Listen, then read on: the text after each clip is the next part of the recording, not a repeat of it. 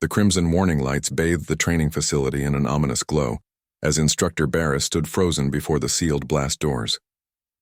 What had begun as a routine equipment inspection had transformed into something far more significant. The automated scanner's mechanical voice continued its relentless announcement. Earthborn detected. Emergency protocol initiated. All personnel maintain safe distance. Melissa pressed her palm against the transparent aluminum viewing port, her violet eyes wide with confusion.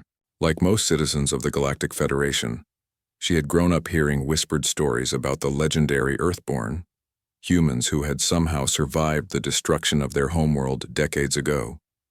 Most believed them to be myths, cautionary tales told to young cadets about the dangers of underestimating primitive species. "Instructor?" Melissa's voice trembled slightly. "The scanner must be malfunctioning. There haven't been any confirmed Earthborn sightings in over 20 years. Barris remained silent, his forearms crossed as he studied the readouts cascading across his portable display. His reptilian features betrayed no emotion, but internally his mind raced. The Zilithian had served in the Federation military for 3 decades, had witnessed the rise and fall of countless civilizations, yet he had never encountered anything quite like this. The sealed chamber beyond the blast doors contained nothing more than standard training equipment, obstacle courses, combat simulators, and environmental suits. Or so it had appeared during their initial survey. Now sophisticated sensors were detecting biological signatures that matched the infamous human genetic markers stored in classified Federation databases.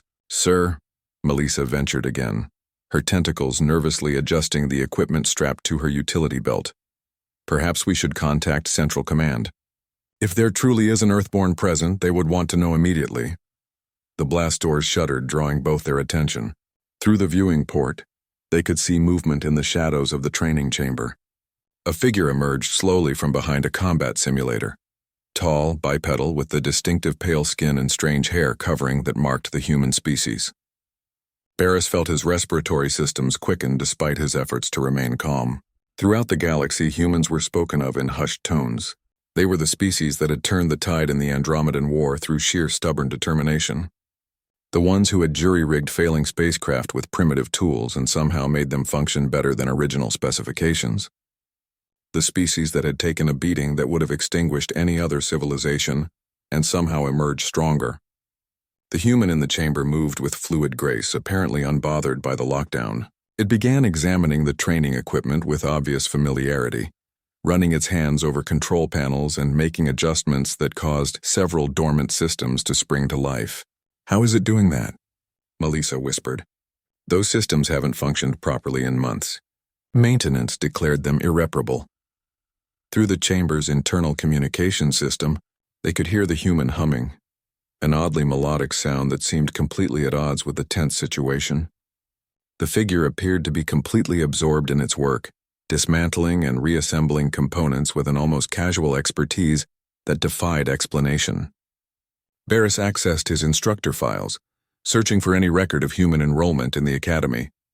The database returned negative results, yet the evidence before his eyes was undeniable. Somehow an Earthborn had infiltrated one of the Federation's most secure training facilities. The human suddenly looked up, seeming to stare directly through the blast doors at them despite the one-way viewing system. It raised one hand in what appeared to be a gesture of greeting, then returned to its work. Within minutes, the entire training chamber was operating at peak efficiency, with systems functioning that hadn't worked in years. "Instructor Barris," Melissa's voice was barely audible.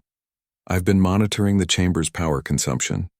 It's increased by 300%, but somehow the human has managed to optimize the distribution so efficiently that no circuits are overloading." The blast doors suddenly cycled open with a soft hiss, though neither of them had initiated the override sequence.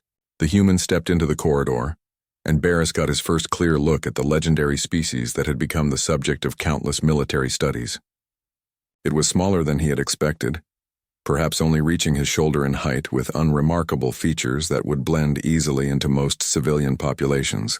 Yet there was something in its eyes, a spark of intelligence and determination that seemed to burn with unusual intensity. "Sorry about the lockdown," the human said casually, its voice carrying an accent that Barris didn't recognize. I didn't realize the Academy had updated its security protocols to detect Earth genetics. I was just trying to fix your training equipment before the next class session. Melissa's tentacles writhed in nervous confusion. You're actually human? From Earth? The figure nodded matter-of-factly. Third generation off-world, technically. My grandparents were part of the evacuation fleet. I've been working as a maintenance contractor here for 6 months. It gestured toward the now functioning training chamber. Your previous repair attempts were close, but humans tend to approach engineering problems differently than most Federation species. Barris found his voice at last.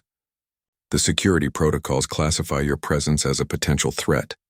The human's expression shifted to one of mild amusement. That's understandable. We have something of a reputation for causing problems when things aren't working properly, but I prefer to think of it as creative problem-solving.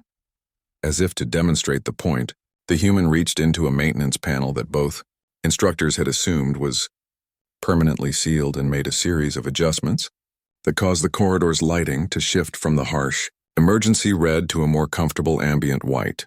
There, it said with satisfaction. Much better. Now, I believe you were conducting a routine inspection. I've updated all the equipment logs and optimization protocols. Your students should find the training scenarios much more responsive now.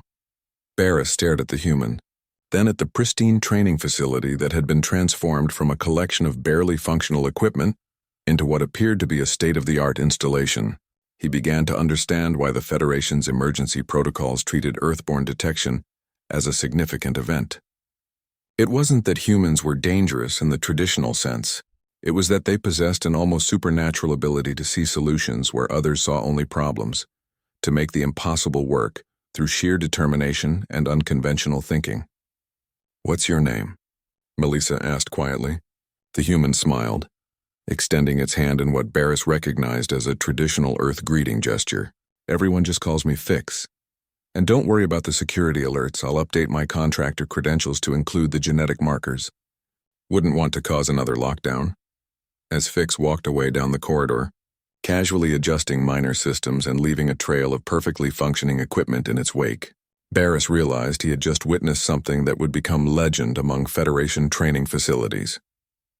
The routine inspection had indeed revealed something extraordinary.